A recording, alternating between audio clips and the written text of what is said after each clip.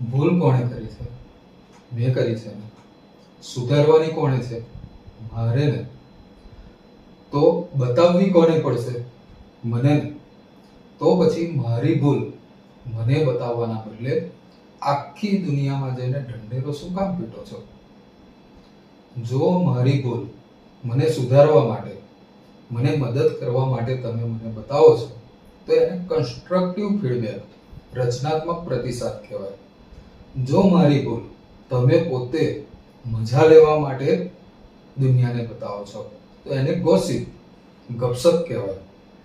જો તમે મારી ભૂલ પોતાને ઊંચા દેખાડવા માટે અને મને નીચા દેખાડવા માટે દુનિયાને બતાવો છો, તો એને ઇનસિક્યુરિટી એટલે કે અસુરક્ષા કહેવાય.